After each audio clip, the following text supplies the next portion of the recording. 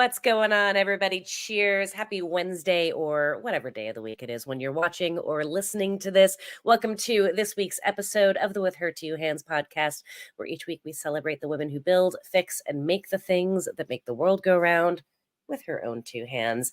I'm your host, Bogi, and I am thrilled today to be joined by a young woman who is a mobile hydraulic technician. If you're not sure what that is, stay tuned. We're going to find out what and how she got to where she is in just a little bit. But before we bring her on, I want to welcome those of you who are new here, and of course, all of the repeat names and faces that I am so used to seeing every week. Thank you all for coming and joining and being a part of what I like to think of as a little bit of a revolution and a movement to normalize seeing more women in the trade so that one day shows like this and concepts like this are unimportant, where we're all just people who just happen to do different types of jobs. Some of us are male, some of us are female, and it ain't no big thing. But the reality is that less than 2% of all automotive tradespeople and less than 10% across all of the industrial trades are women. So right now, this is still very needed. And so I appreciate all of you for being a part of shining a light on the incredible women who are out there kicking butt every day in the trades and making it more normal. So thank you all. Thank you to our sponsor, DriveTime, for their consistent support and all the work that they do behind the scenes to help bring more diversity into their part of the industry. They are an automotive reseller, so they recondition cars and sell them. So if you're looking for a new to you car or a new place to call your home for your career, definitely want to go check them out. I'll have a link for them down below. And with that, without further ado, I'm going to bring on tonight's guest because I'm very excited to meet her and hear more of her story, Miss Emalee Rogoff. Hello, darling. Hi. How are you? I'm good. Well, tired, but good. Worked a long day today, huh? Yeah. I am so curious, as I'm sure many of our viewers are, because that's not a typical title, mobile hydraulic tech. What does that mean? Okay, so I do basically all the hydraulics on anything from mine site equipment to farming vehicles to automotive. We basically go out to the job site via like a mine in Colorado or a steel plant in Seattle, and we go and we take off the hydraulic lines, build them right there on the spot, and slap the new ones on. Yeah. And Interesting. yeah. So I have so many questions. So, for folks who don't know, right, hydraulics are hugely important in pretty much everything mechanical, everything moving. As you mentioned, like you just rattled off a couple of things like mining and construction and farming, and like there's 9 million different applications. And I think hydraulics like are kind of underappreciated. Like people don't talk about them as often as maybe they should, but it's like everything, right? Yeah. It's a part of pretty much everything anywhere. Like even in a normal everyday shop for like a car lift, that is a very common one that people don't even necessarily think about. And it's not even just hydraulics that we do. We also do airlines and such, but that's my focus more is the hydraulic sense of it and making sure everything flows correctly. Okay. Amazing. I'm so curious, how did you get into this very specific niche? So actually all this branched out from when I was growing up. I was started working on cars when I was 9 with my stepdad. Oh my goodness. Yeah.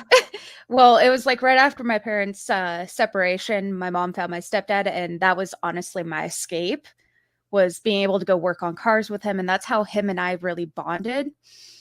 And then as I progressed through high school and stuff, working on vehicles and everything with all my friends and becoming their mechanic friend. So working with them and everything and having them learn from me. And then it progressed to me going to Universal Technical Institute. Okay.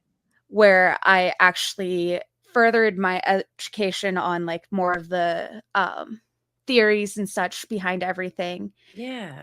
And I That's went, where I went to school too. oh, yay! Alumni. Yeah. Yeah, absolutely. Although you went when they had a nicer school. That, but I also I also went right before COVID started too. Oh my goodness. Were you there during COVID then? Oh my Yep. goodness. Okay, It interesting. That's a unique challenge. Yeah, it was really, really difficult. When I was actually going into my hydraulics class at UTI was when we fell into that whole COVID scenario and Which, everything. ironically enough. Right. But everything kind of switched to online. I took a leave of absence for it because I'm a very hands-on person, so it's something that I was like, okay, that's not my cup of tea. I'll take a break for a little bit. Yeah. Um, I came back and I went straight back into hydraulics and I fell in love with it. It was my favorite class. Interesting. Yeah, What what was it? I don't know. It was just the flow of everything and how it causes other things to work. I also really love electrical. So it was either go into electrical or go into hydraulics. And Interesting. I was actually approached by the company I'm with now. They approached me before I even graduated from UTI, like 3 or 4 months before that, and they were like, Oh "Hey, we wow. want to interview." And I was like, "Cool, let's do it." And went through the interview process, and they were like, "Hey, as soon as you graduate, you have the job." I was like, "Cool." Amazing. Yeah, Amazing.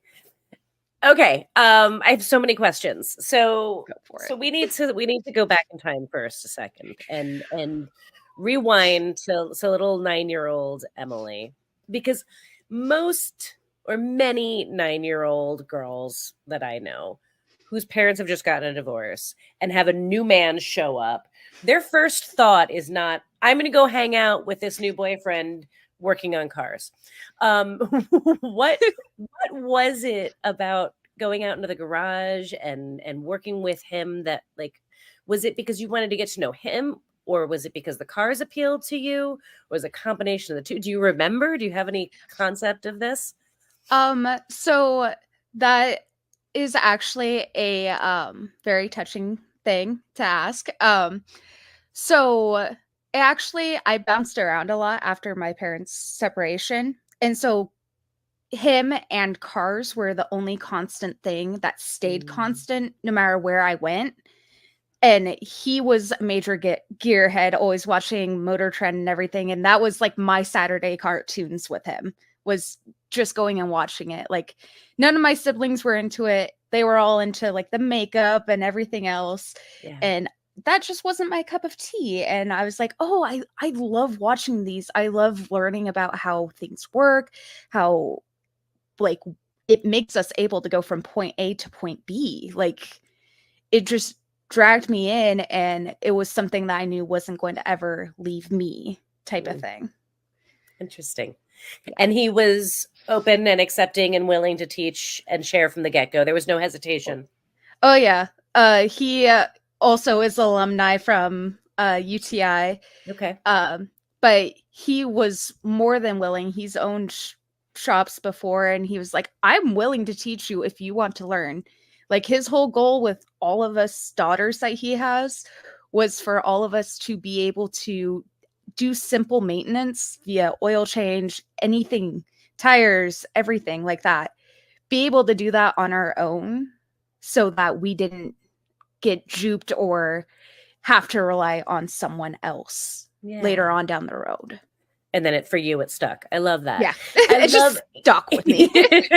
that's fantastic. I mean, no, it's so often that I hear from women that, like, dad was a mechanic or dad worked in the trades, but wasn't willing to teach them because they were girls.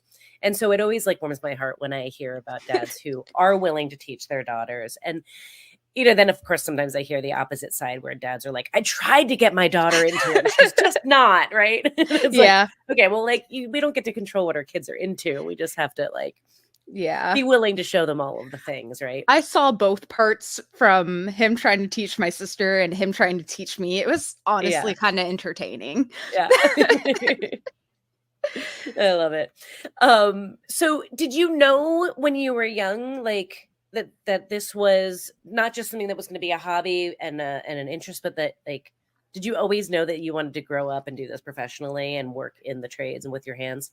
So actually, it was not always a dream of mine. Oh, Actually, growing up, I wanted to be either a police officer or a chef.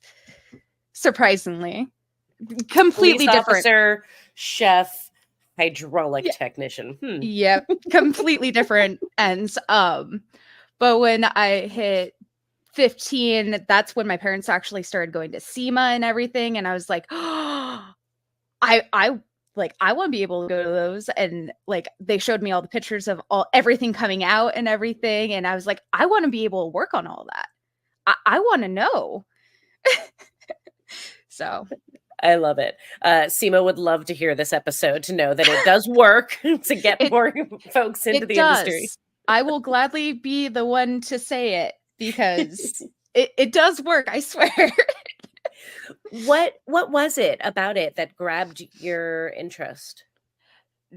Just everything about the whole there's new innovations coming out in the industry of automotive that we're like my younger generation is going to be able to mold and actually have the ability to put our hands on, but then also not forgetting what got us here, um, through all the horsepower, all the torque, everything there.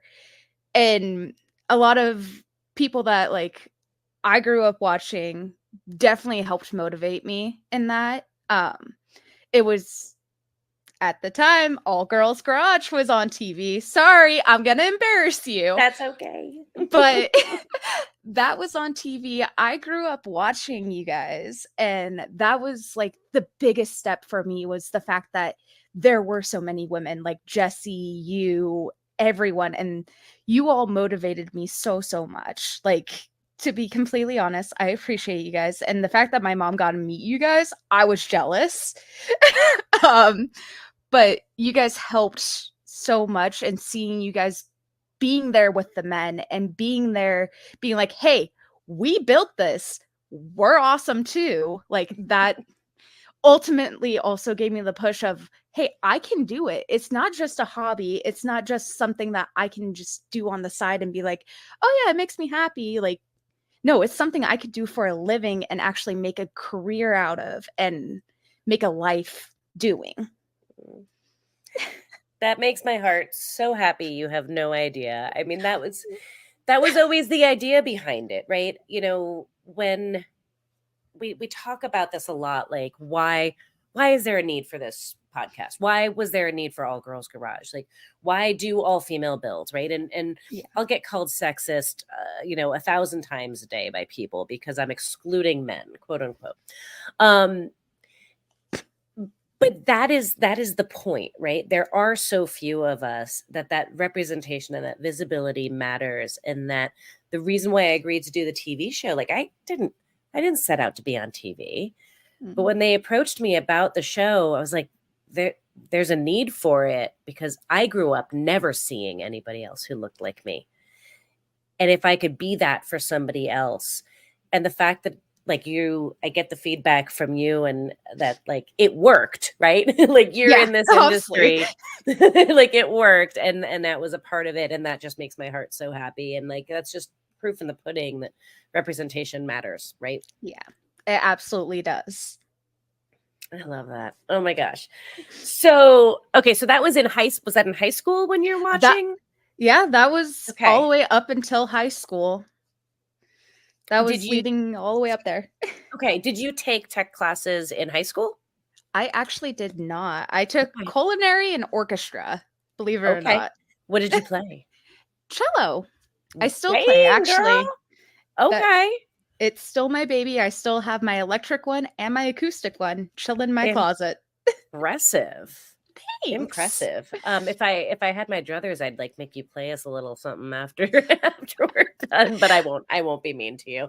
Put you on the Thank spot you. like that. Thank you. Actually, one of my strings is broken, so I have to go buy Oh, a new one. oh my So goodness. kind of sad.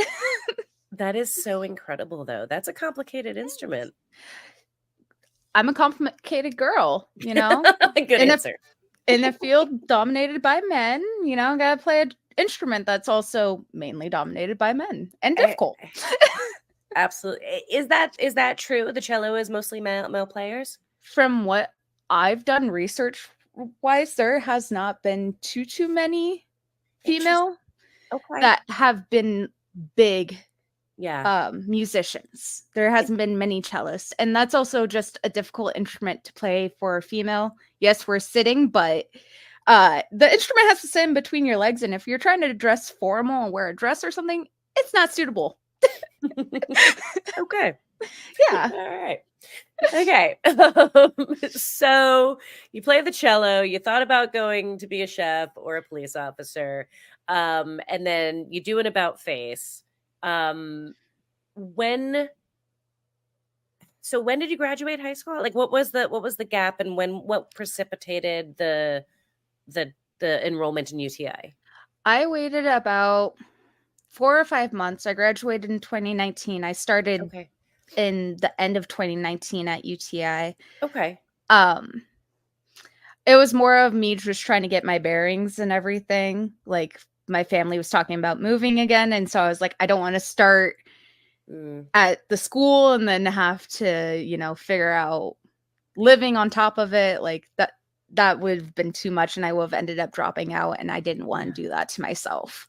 Yeah. So And what made you say yes, this I'm going to pursue this. I'm going to go to UTI instead of culinary?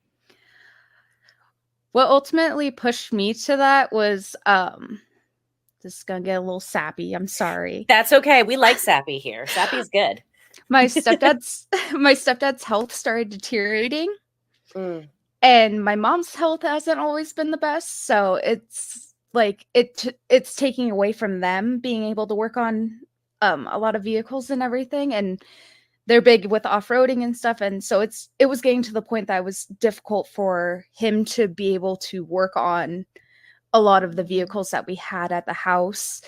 And so that was ultimately my big push of, hey, like, actually pursue this. You can make a difference for a lot of people and your own oh, family.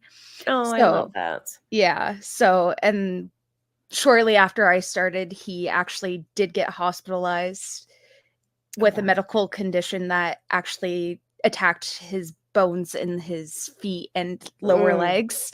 Oh, So he Jesus. really can't stand for too long.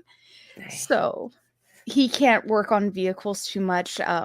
He usually, if I need his help or I want his guidance there, I'm like, hey, can you sit next to me and give me Mm. guidance if I ask for it? And he's usually over there like, uh, uh, uh, you're no, no. I'm like, shush, I know what I'm doing. Old habits die hard. But Absolutely. ultimately, because of their health and everything, it pushed me to want to pursue it more, and it gave me more of a passion for it on top of it. I love that. He must be so proud and thrilled and just like in love with the fact that you pursued this as a career path.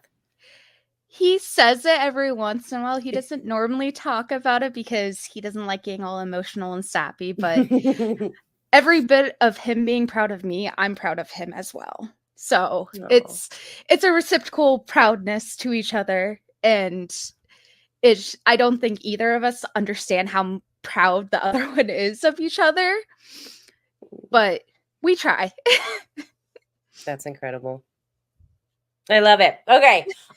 Moving on from the sappy, I'll give you a break from Yes, that. thank you. So okay, so you enroll in UTI. What was the UTI experience like for you? And just again, a reminder for anybody who doesn't know, UTI stands for Universal Technical Institute. They have campuses all over the country. And yes, so tell me what your experience was like.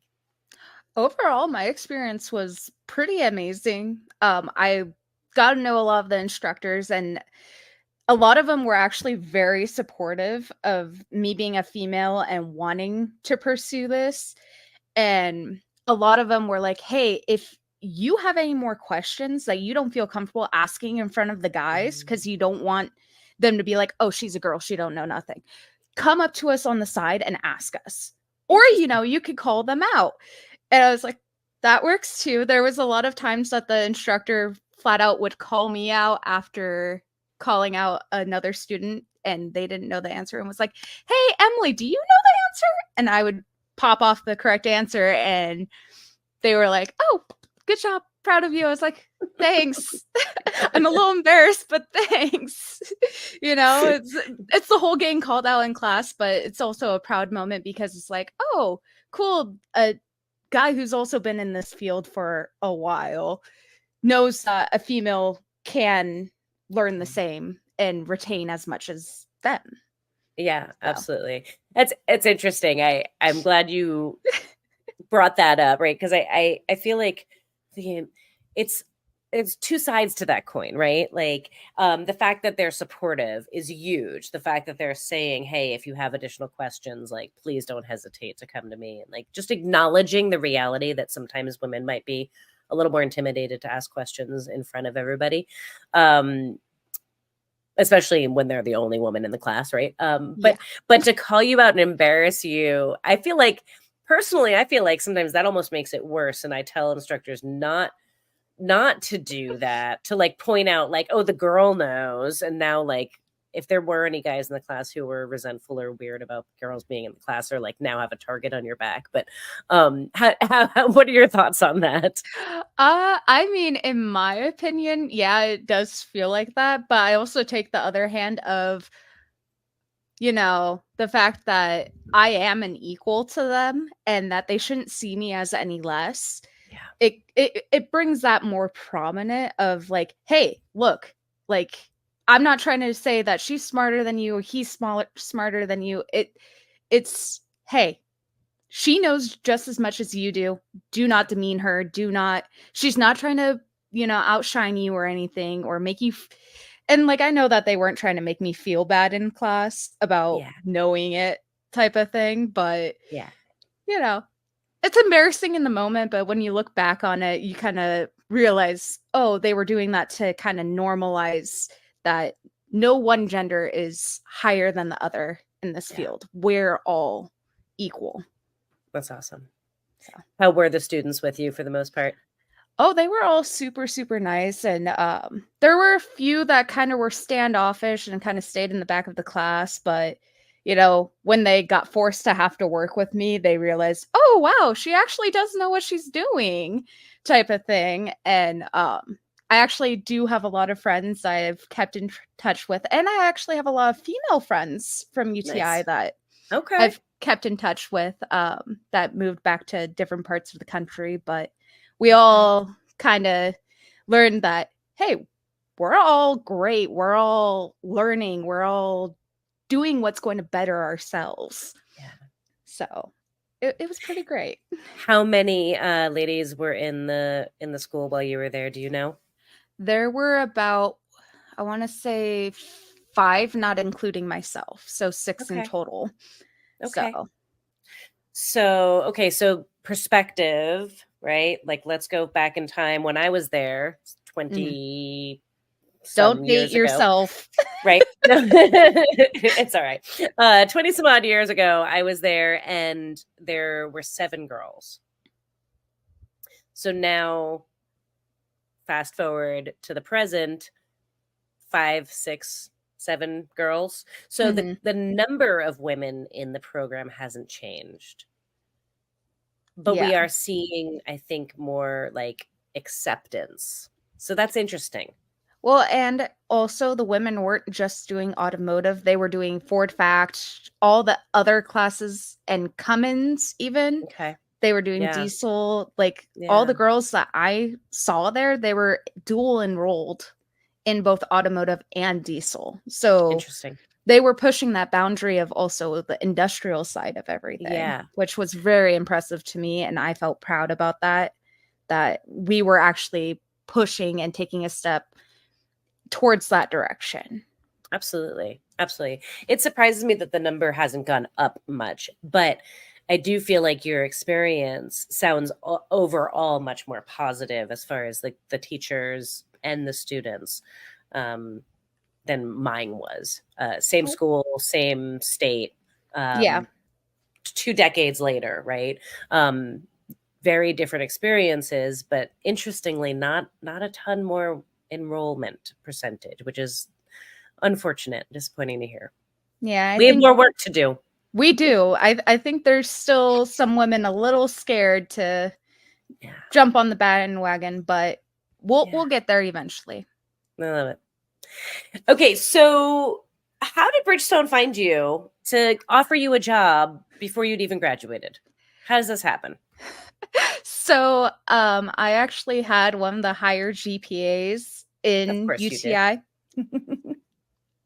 um, but they actually saw the list. They wanted the top, like, I don't even know what percent of the class. Yeah. And they went through the list and was looking for who had automotive and diesel, or at least diesel.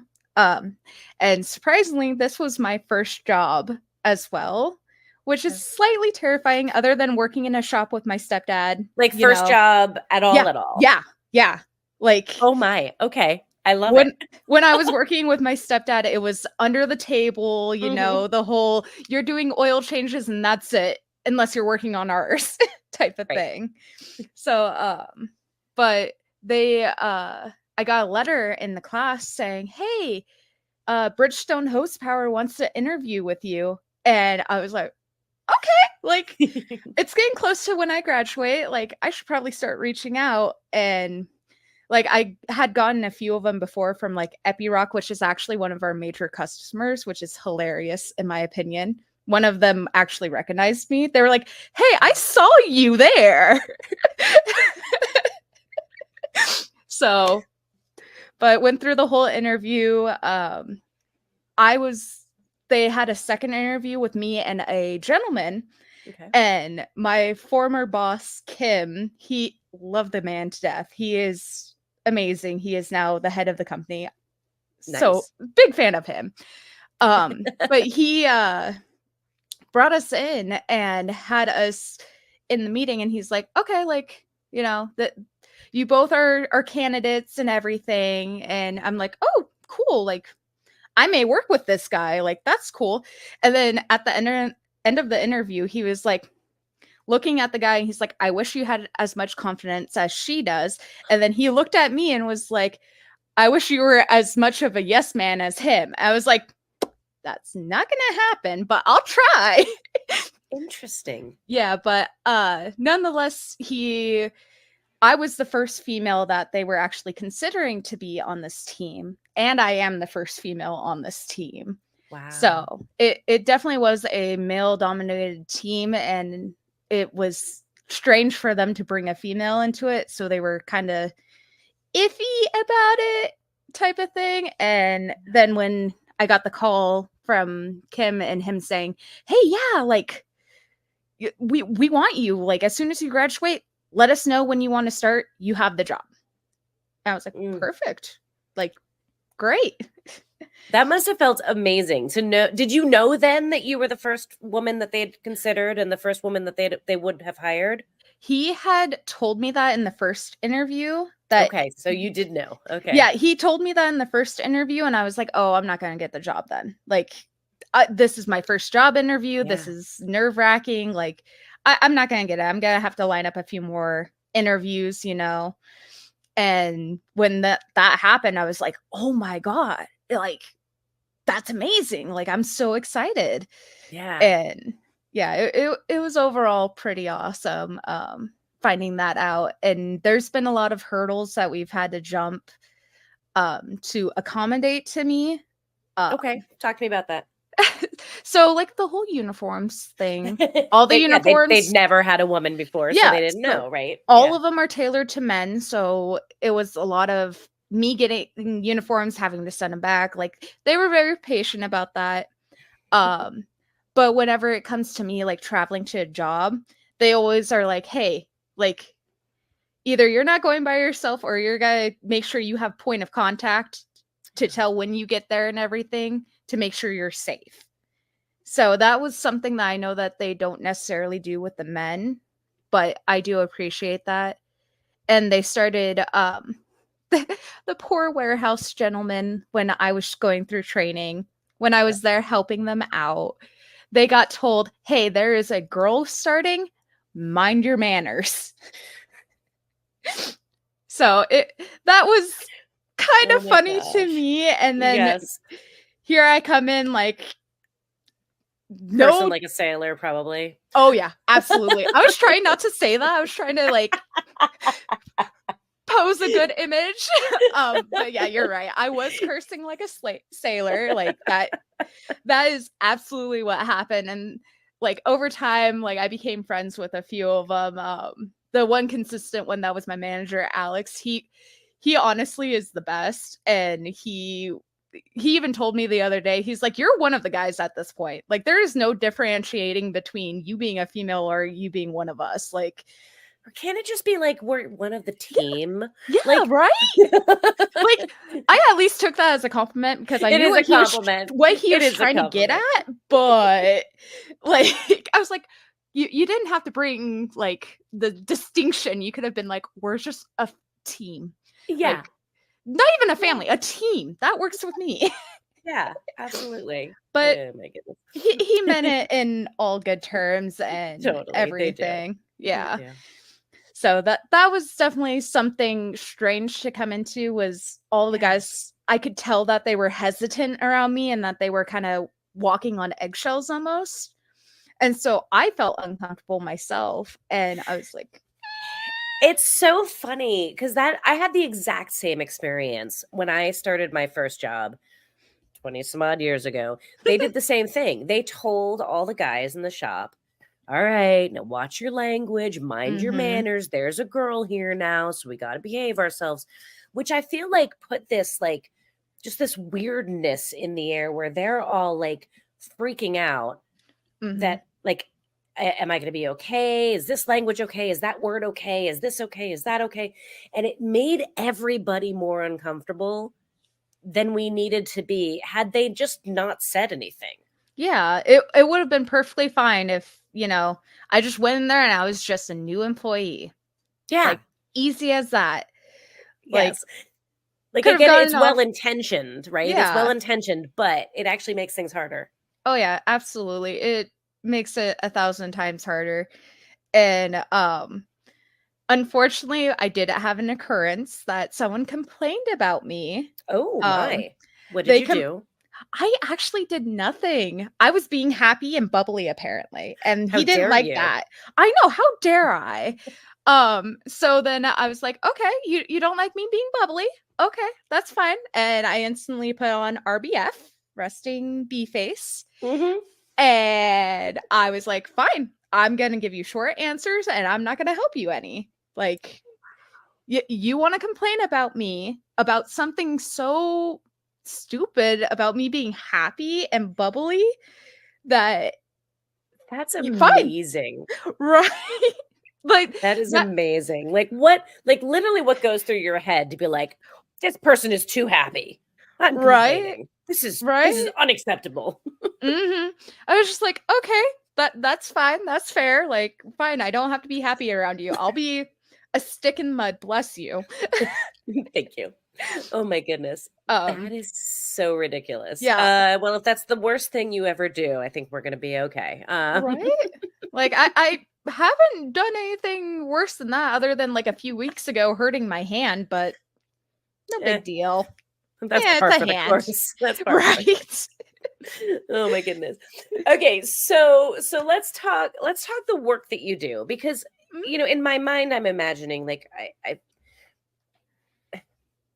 there's hydraulics on everything, right? Mhm. And there's so folks who are at home who may not have like worked with this kind of stuff, right? There's hydraulic lines on cars that you could often just like take off and either replace or bring to the store or like the repair place, like the hose store, and they'll repair them for you, right? That's what we live. Yeah.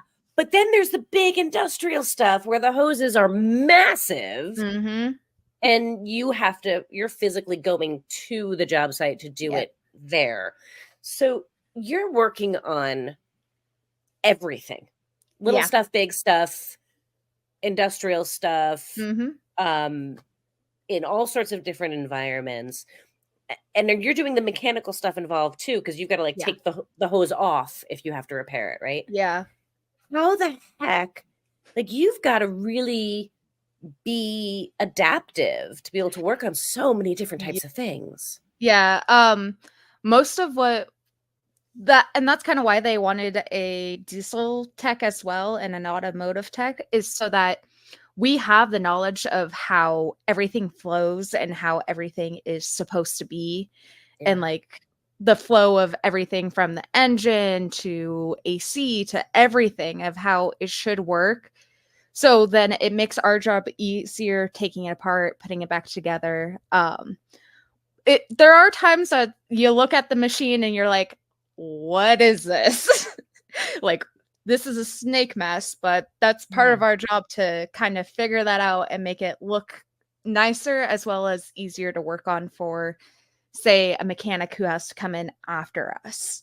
Wow. So, like, we work on some Pit Viper 271s.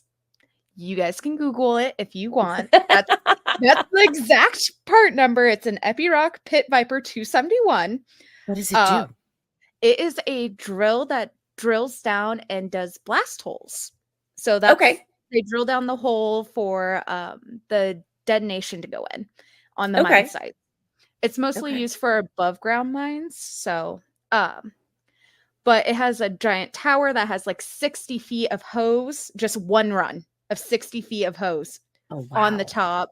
We've adapted because we used to manually have to lift that thing onto the tower and unroll it, and that killed all of us. So we adapted and started actually using like forklifts and stuff around us. But Okay. a lot of the drills have a lot of hoses. They have over 300 hoses that we have to do. Oh, wow. We strip them all up. Like sometimes we strip them all off and put them all back on. So Oh, my that goodness. we have a tagging method that we use, but for the most part, it is a lot of like taking pictures and knowledge of the machine type of thing. And knowledge of so many different types of machines. I mean, Yeah. you're not working on the same thing over and over again, are No. you? No, not normally.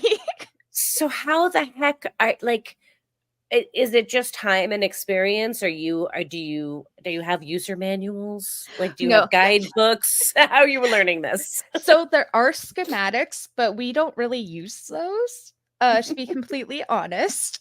It's a lot of the repetition and just over the years working on it. And my boss and I are actually developing a new way for our travel team training program. I know Oh, he wow. involved me in it. I felt special. um, but he wanted to start with having someone basically be in each of our pockets following us to different projects, because now we started doing pressure testing. There's only two of us that know how to pressure test, Wow. and that's also a whole nother deal. I do that too, and I was in Chicago last week struggling. um but basically having someone in our pocket following us to every single job we do, and so that we can get that repetition and that knowledge, um not just of the machine but of the sizing and everything else that we need. And a lot Yeah. of the city techs from the warehouses are really good at helping us too. They take a lot of our new guys out to jobs with them and everything. So that's how we kind of learned that putting them in our pocket and having them go everywhere with us and Mhm. shadowing us like we do in the automotive, Yeah. like actually having someone shadow us is going to be a better turnout of people learning than So just really being like, creating that apprenticeship program and handing down yeah, the information, because it really does. It sounds like this is one of those trades where it's something where having a core understanding of how systems work, hmm and then the aptitude and adaptability to be able to look at something you've never seen before and make sense of it, right? Like that yeah, must be this must be that, this must, because it's hmm connected to here, right? yep, So, and then that really does become a craft that is just knowledge and experience and time, and oh yeah, um passing that down to the next generation is huge, because it doesn't yeah. sound like this is something that you could have just like learned going to a class. Oh, absolutely not. It took me out of left field when I first saw my first drill, because like I know the engines and everything. I'm like, I know how big they are. Whatever. Not no biggie. Fine. And then I actually saw one and I walked up to it and I'm 5 foot nothing. And I look up at it, I'm like, oh holy smokes, okay. And it's just skyrocketing above me. And I walk up to it not knowing anything. And the guys are like, okay, we're gonna put you right here. This is your designated area. Figure it out, tag it this, take off the hoses. You'll learn from repetition. I love And it. that's how they started doing that's how they did it with everyone. So they didn't do a different training method with me or anything, which made me Yeah. feel better. Was the fact that they kept the same training. Like, yes, they know that with the bigger hoses, I'm gonna struggle a little bit, but they helped me figure out a lot of ways to adapt to make it work for me. So like a lot of air hammers and a sledgehammer with a wrench, not a good idea, but it works to at least break it loose a little. I mean, we do what we got to do, right? Right? Leverage is Mhm. everything, and right. I It's such a success story, and such an example of like what's possible. I feel like you illustrate, and what Bridgestone has done with you in this position is such a ideal case study of, no, they've never had a woman before. Mhm. Yes, they were slightly apprehensive about it, but something about you in the interview, your confidence, your passion, your drive, the way you carried yourself made them want to take that chance. And then they've figured it out, right? They have a good Yeah. apprenticeship program to begin with. They have a good program for teaching and passing down the trade to the next generation. They helped you figure out how to use leverage in cases where you didn't have the strength, Mhm. and weren't just like, oh no, you're not gonna be able to do these things. They're just like, Yeah. oh, there's different ways of doing things, right? Mhm. It's like that's everything. Like that's all we're Yeah, asking for, y'all. that's Like all we want. I swear. That's all we other want. employers, listen up. This is it. This is Yes. proof, right? Please listen, because I've heard so many stories from so many women that it's just it baffles me, and I just feel like a lucky one that I got this experience that I have with this company, Yeah. and they're so understanding. Like, I had an issue with the position I was in. They're like, "Hey, if you need some time, we'll move you into the warehouse so you can get a break Mm. before we bring you back in when you feel comfortable," because there was a lot of kind of sexism and stuff going on that I was like, "Okay, I'm going to step away. It's my Okay. time to take a breather." I stepped away for like 8, 9 months, Okay. and I was like, "Okay." The new manager on the team kept asking me every single month, "Can you come back? Can you come back? We have customers asking for you to come back. Can you please come back?" Oh, that must have We felt so good. Oh, it made me feel so happy, and then I also had the customers texting me as well saying, "Hey, we'll offer you a job with us. We Oh, want you to wow. work for us." Yeah, I was like, "Okay." And he found out about that and he was like, "Let me know if you do want to pursue with them, because then I can try doing a counter offer to keep you with us." So that made me feel like, okay, I'm really valuable for this company. Like, Yeah. they don't see me as just like a female here. They see me as an employee, as an equal number to their men. Like, it's no hierarchy. And they settled the issue that I had with someone, and pretty much Are the new you man. Hmm. are you able to talk about that at all? I would Or prefer you not prefer not to. to? Okay. Yeah, I just don't want to. Well, without calling it out, I mean, the fact that they resolved it, I think is huge, Yeah, right? So they resolved it. Do you mind talking about how you handled it? Like, not necessarily the details of it, but just how you handled the yeah. situation and like choosing to how you decided to get out of it and bring it up. Yeah, so actually it was a lot of the other gentlemen on the team actually bringing it up to me, that to keep it as vague as Interesting. I can. A Yeah. lot of them kept bringing it up to me being like, "Hey, this is going around just so you know, like, and we're starting not to feel comfortable and we can see that you're starting to not feel Oh, comfortable." wow. So, So you had they people who had your back. yeah, I still do. They're still on the team and I Amazing. appreciate them so much. They're definitely like my big brothers. They look out for me.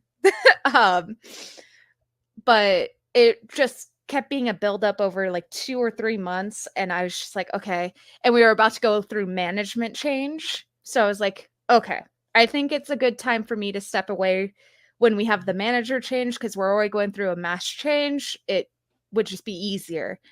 Well, we went and sat down and had a meeting, and I waited until the end of the meeting. And I sat there and I was like, hey, talking to the new manager, I was like, hey, I need to talk to you when we're done. Like, with all due respect, I need to talk to you when we're done. And he's like, okay, when we're done, let's come back into the conference room and we could talk. I was like, cool. I straight up told him what was going on and how it made me feel uncomfortable and how I just didn't want to be there anymore because of just the amount that I'm hearing from everyone and the fact that I'm starting to experience it directly. I wanted to cut ties with it because I needed a break and he was going to remake the team anyways. So I didn't even know, based off of the rumors I heard, if I was going to be on the team still. So I was like, Hmm. I'm going to back away. Interesting. And so the fact that he had all the customers asking where I was and wanting me back and everything, and threatening to hire me, he was like, okay, I really need to resolve this. And he ended up actually having a discussion with them as a whole about it and resolving it. And he basically has a completely open door policy that we literally can call him at any point, um, and tell him what's going on. And he will talk it through. Like, I've had a recent issue that I called him and was like, hey, so and so made me uncomfortable. Like, I just wanted to let you know, like, I'm brushing it off, like, but I just needed to get it out there so that you knew, so it's not a buildup, and like if something does come up, you can squash it. And he Nice. was like, yeah. And he was like, thank you so much for bringing it up to me. I will actually speak to this person directly about this matter and squash it before it even progresses any farther than this. And I Beautiful. was like, thank you so much. Like, I really appreciate that. And it's just been always like the management before they were on top of everything, but he seems more adamant about making sure that I feel a part of the team as Yeah. everyone else a part of that's on the team feels, type of Yeah. thing. Yeah.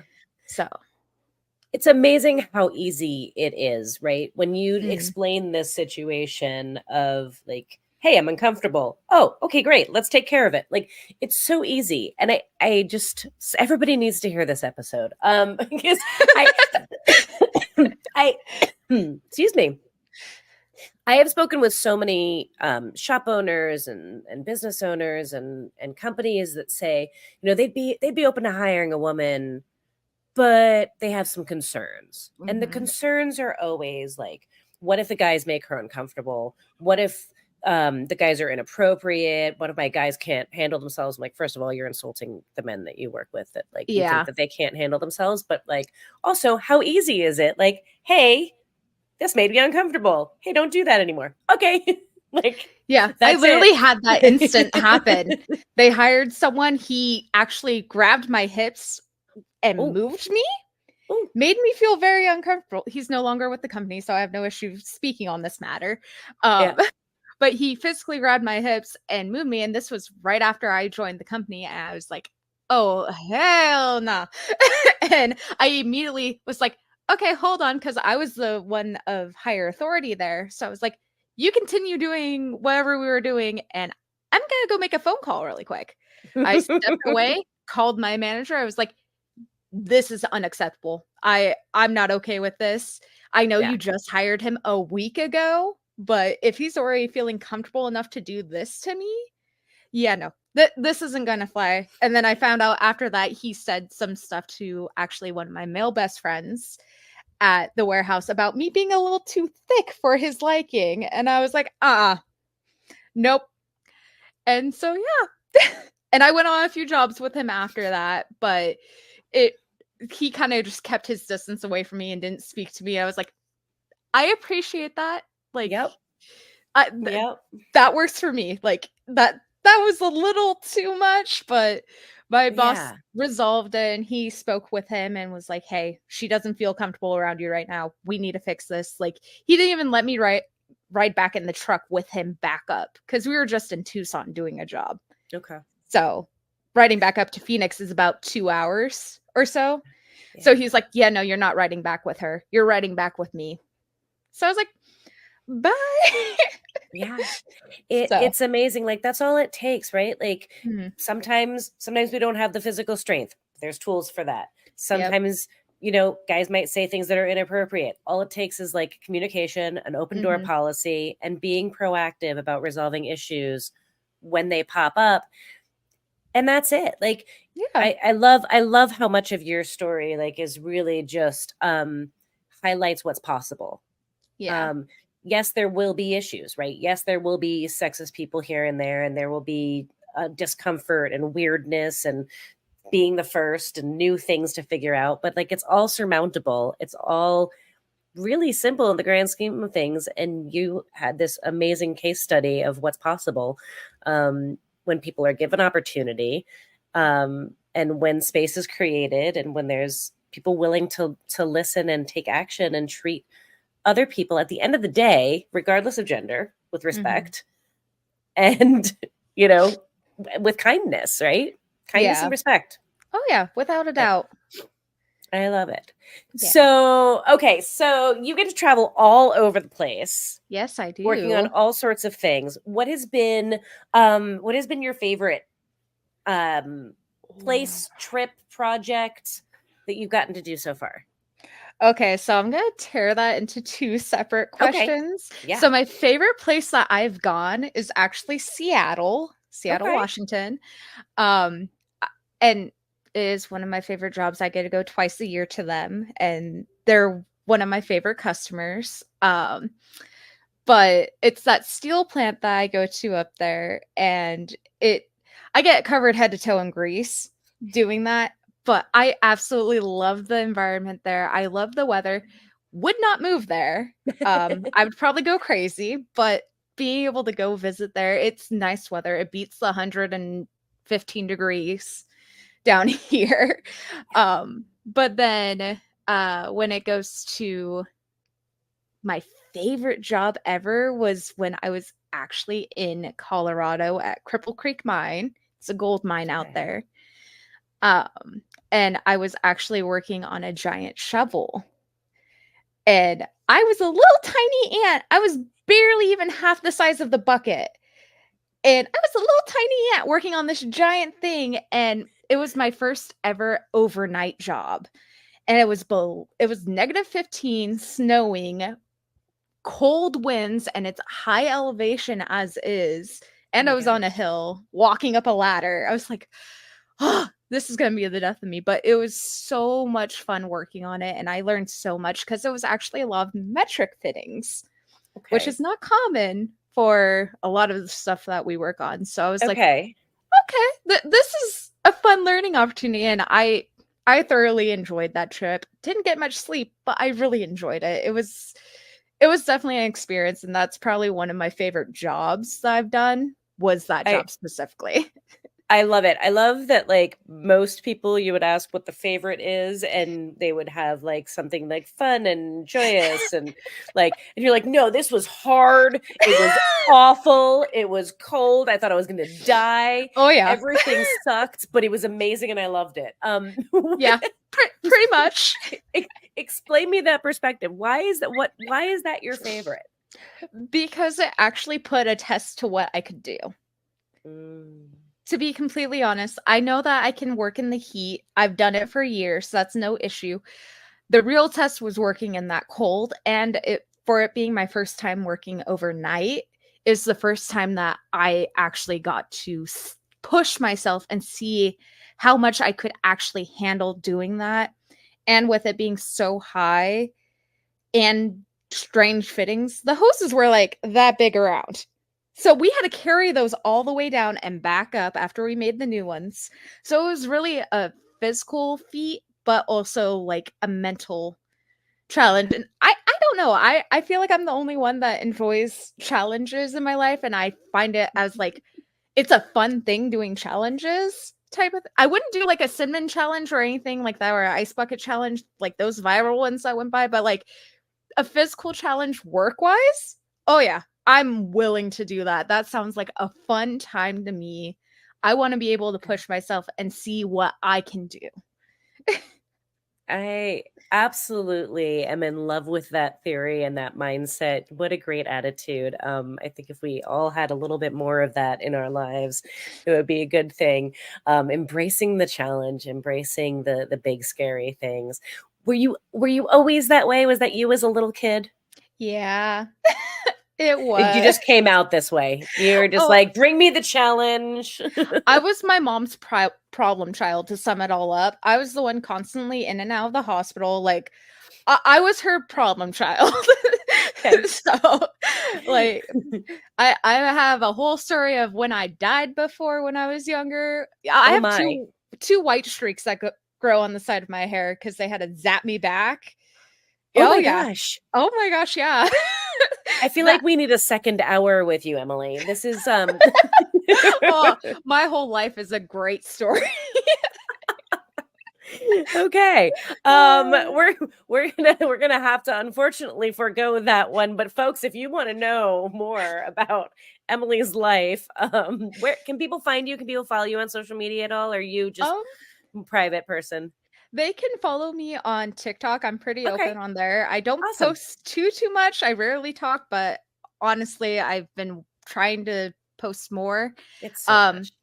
and I also have a public Instagram that is Okay. tied to that TikTok, or they can follow my personal Instagram.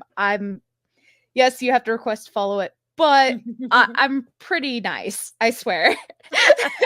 As long as you're not Awesome. creepy, we're good. All right, I'll make sure all the links are down below once Emalee gets those to me. But we unfortunately don't have time to go into all of these amazing stories. Maybe we need to have you on another hour, another time in the future. But um, we have gone through this hour so fast and barely I scratched the know. surface. Clearly, you are incredible. I love your attitude. I love your perspective. You're so well spoken and literally like the poster child for what is possible in this industry, in the trades, with when things go right? Like when people Yeah. treat each other with respect. So my final question for you before we let you go for the evening is if you had the opportunity to go back and speak to little baby Emalee, what are your words of advice to her? Yes, life may be hard, and yes, it may not seem like you're going to make it through it and that your whole world's crashing down, but you will prevail. You will outshine what anyone thinks of you, and you'll become a rock star. I love it. You're incredible. Thank you so much for saying yes and being on Of this course. series with me. It has been such a pleasure to meet you and hear your story, and we're definitely